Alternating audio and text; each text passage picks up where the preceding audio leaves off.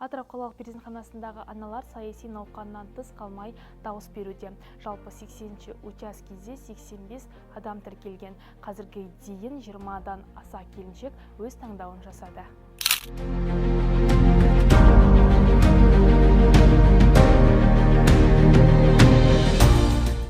Бүгін қалалық перзентханада 80-ші сайлау учаскесі өз жұмысын жасап жатыр.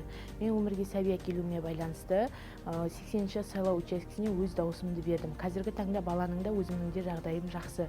Мен өз таңдауымды жасадым.